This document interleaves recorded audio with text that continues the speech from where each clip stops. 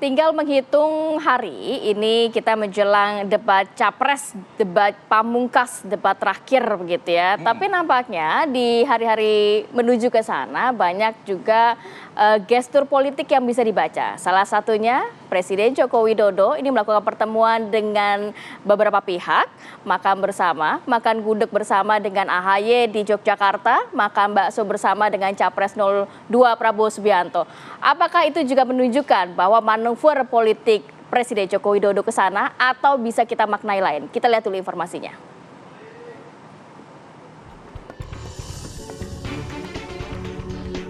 Jelang debat Capres pamungkas pekan depan, Presiden Joko Widodo kembali melakukan pertemuan dengan sejumlah kawan politiknya. Di tengah peresmian Gedung Geraha Utama Akademi Militer di Kabupaten Magelang, Jawa Tengah, Presiden Jokowi menyempatkan diri menikmati bakso bersama Menteri Pertahanan sekaligus Capres nomor urut 2 Prabowo Subianto. Keduanya nampak begitu menikmati hidangan bakso dan minuman segar yang dihidangkan.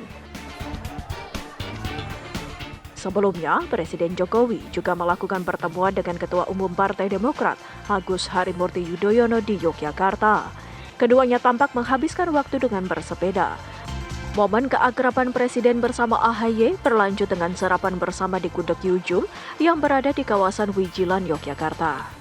Pertemuan Jokowi dengan partai koalisinya di masa Pilpres 2024 bukan kali ini saja terjadi. Sebelum debat Capres kedua, pada 4 pekan lalu, Jokowi juga melakukan pertemuan 4 mata masing-masing dengan Prabowo, Zulkifli Hasan, dan Erlangga Hartarto. Pertemuan yang diinisiasi Presiden Jokowi di masa kampanye itu pun menimbulkan sejumlah spekulasi. Memilih bertemu di ruang publik dan dilangsungkan khusus secara 4 mata, bak menjadi simbol orang nomor 1 di Indonesia itu ingin memberikan support khusus kepada paslon yang diusung koalisi partai pemerintah. Lantas, benarkah pertemuan 4 mata masing-masing pimpinan koalisi partai sebagai cara pamungkas Jokowi memperlihatkan dukungan secara terbuka kepada salah satu paslon? Tim TV One mengabarkan.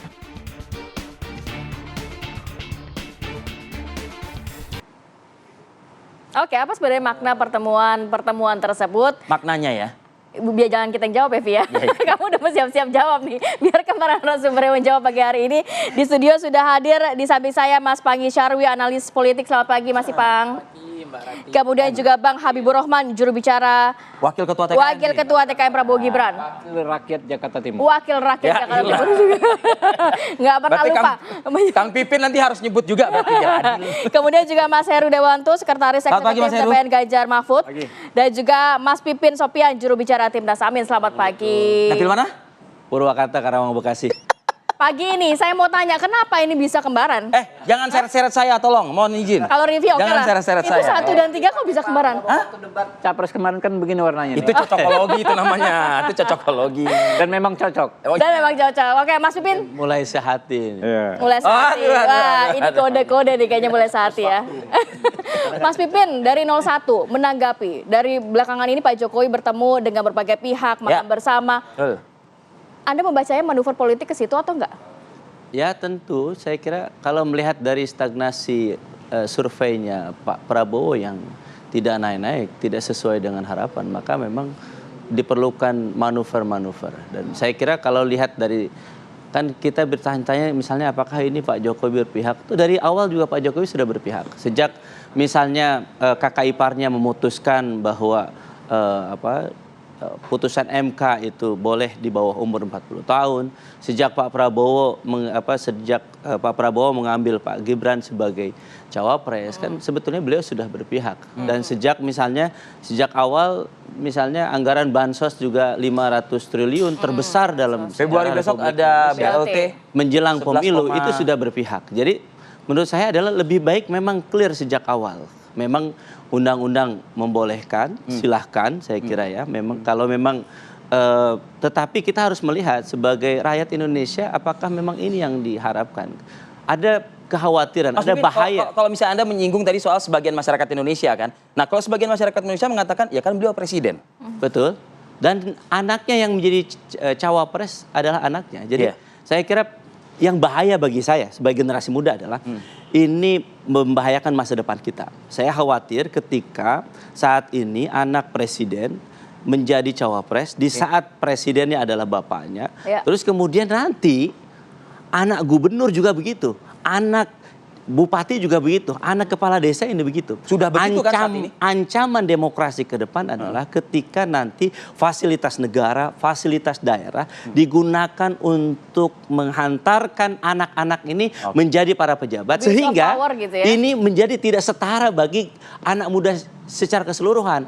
Dan saya kira para penonton TV One cerdas ya melihat apakah ini akan dibiarkan atau tidak. Oke. Pertanyaannya apakah memang Pak Anies membutuhkan dukungan dari Pak Jokowi atau tidak? Saya harus katakan Pak Anies membutuhkan dari rakyat Indonesia yang menghendaki perubahan dan menolak cara-cara rezim yang bekerja seperti ini. Dan saya kira kita punya anak, saya punya anak, tapi saya khawatir banyak di antara kita bukan anak pejabat. Apakah ini akan diteruskan? Saya kira Pak Anies menang ketika membuktikan nanti bahwa uang bukan segala-galanya, kekuasaan bukan segala-galanya, dan kita berharap mudah-mudahan 2024 ini adalah peluang akal cerdas, sehat, dan waras untuk memimpin negara ini. Saya pengen ke Mas Heru, tapi kayak lihat dari wajahnya Bang Habib Udah pengen komentar. mengernyitkan dahinya kayaknya. Bang Maksudnya Habib, tadi saya yang pertama. oh tidak, yang pertama itu kan Anies Baswedan, yang kedua dong. Anda, yang ketiga Iya. Ganjar Pranowo. Emang 02 mau jadi 01? Bang Habib, saya perlu mendapatkan respon dari Anda dari pernyataannya Pipin Sofian. Pertama, ya kita kaji dari 4 layer, ya. Konstitusi, kemudian undang-undang, lalu etika, lalu adab. Konstitusi kita tentu mengatur, ya pasal 7, bahkan seorang presiden incumbent boleh maju kembali. Ya. Ini alat ukurnya kan abuse of power ya. Ya. Dengan kemungkinan terjadi abuse of power, apakah dalam 4 lapisan tersebut boleh atau tidak? Yang kedua, undang-undang. Undang-undang kita tentu ya 280, 299, Jelas undang-undang mengatur. pemilu jelas bukan hanya memperbolehkan tetapi mengatur secara detail Ya. sampai harus cuti dan lain sebagainya. Berikut ya ancaman sanksinya apabila abuse of power tersebut terjadi. 547 membuat kebijakan yang menguntungkan atau merugikan salah satu paslon. Artinya sudah sangat sempurna. Kemudian etik, teman-teman atau kita semua mengacu misalnya TAP MPR 6 tahun 2001, jujur dalam persaingan. Jadi etika berpolitik dan bernegara itu ada salah satu jujur dalam persaingan. Dan etika itu kan diambil dari rumusan Pancasila, agama, nilai-nilai universal untuk menjadi acuan kita bertingkah laku, bertindak. Itu di TAP MPR. Saya pikir tidak ada yang dilanggar, ya kan? Kemudian soal adab, ya adab. Pak Presiden Jokowi, ya saat ini juga presiden, sepanjang tidak menyalahgunakan kekuasaannya, tentu sangat beradab. Dia juga punya target, punya punya kewajiban sebagai kepala negara yang selama ini memang harus dilakukan dan selama ini sudah dilakukan. Seperti bansos, belusukan, ketemu rakyat, ketemu ketua umum partai politik. Ya. Memang ada pemilu, nggak ada pemilu, hal tersebut dilakukan terus oleh Pak Jokowi. Sejak zaman beliau wali kota, kemudian gubernur periode pertama, presiden periode pertama juga, kedua, itu semua. Jadi 4 tahapan layer tersebut, 4 tingkatan tersebut tidak ada yang masalah. Tapi Bang Habib, kenapa kubu satu selalu menerasikannya seperti itu? Namanya kompetisi kan begitu. Kompetisi kan bagaimana bukan hanya menyampaikan gagasan-gagasan, tapi bagaimana kita membangun opini untuk melemahkan kompetitor. Itu nggak ada masalah. Karena 02 sehingga Pak Jokowi harus turun gunung kata satu. Itu yang saya jadi bingung. Ya, ini pihak yang elektabilitasnya selalu paling rendah atau nomor 2 terendah. Stagnan tadi kata mengatakan stagnan Anda. Pihak yang elektabilitasnya terus meroket dibilang stagnan. Ini kan ceng-cengan politik, istilahnya olok-olok politik. Tapi ya sudahlah, silahkan. Ya kan kita mau hidup seperti apa, memilih gaya bicara seperti apa. Faktanya kami ini nggak punya hak untuk panik, nggak punya hak untuk galau karena elektabilitas kami ini paling tinggi dan jauh lebih tinggi. Jadi yang panik hampir siapa lebih, makanya hampir 20% daripada yang keduanya. Itu dia, makanya siapa yang berhak untuk panik? Nggak ada. Kami mau disimulasi 1 putaran kah? Mau 2 putaran. Hampir semua lembaga survei yang kredibel, kalau toh 2 putaran, kami di angka 57 paling kecil. Langsung 57 itu hampir 20% loh. Dari ambang 50 kan, bahkan ada yang 58. Kompetitor yang lain sekitar 30. Itu jauh sekali Bang gitu Habib, loh. Bang Jadi Habib, apa pentingnya kami? Ya. Nggak ada, kami dengan sukacita, yang gembira terus menyampaikan gagasan-gagasannya Prabowo Gibran. Bang Habib, tapi memang benar Anda melihat juga dengan semua gestur politik Pak Jokowi ini dukungan jelas ke 02. Apapun ya. Jadi gini, Pak Jokowi itu kan pemimpin yang memang ciri khasnya ingin terus berinteraksi secara langsung dengan rakyat. Ya. Jadi susah kita artikan sebagai bentuk dukungan juga, karena dia sebagai presiden punya mandatori untuk melakukan hal tersebut. Tapi apakah menguntungkan misalnya Pak Jokowi makan siang dengan Pak Prabowo dan lain sebagainya? Silakan publik yang menilai. Tetapi keuntungan tersebut diraih by constitution, ya, by law, ya, by etik, by adab. Nah, Tadi semua ayat hal itu yang tersebut nggak ada yang kita langgar. Ya, Gitu. oke. Ini biar enak, Mas Heru, saya kasih kesempatannya juga deh Mas Heru menanggapi. Silakan Mas Heru. Wah, saya kesempatan terakhir ini ya.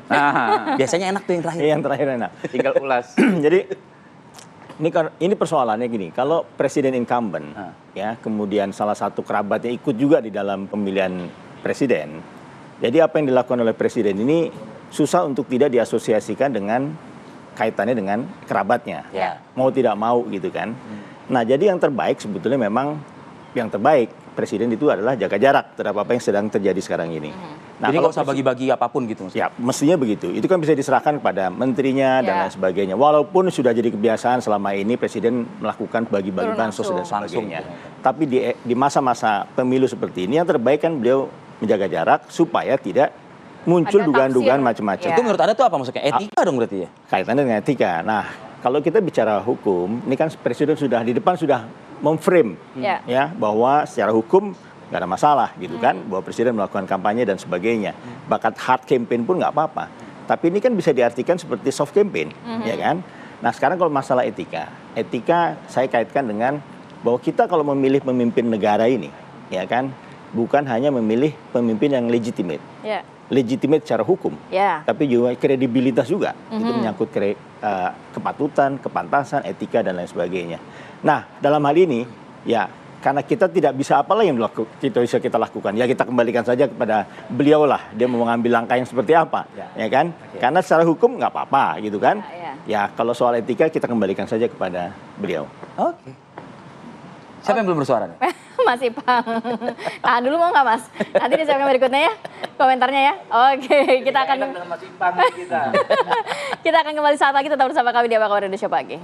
Mas Pipin dia mau komentar juga.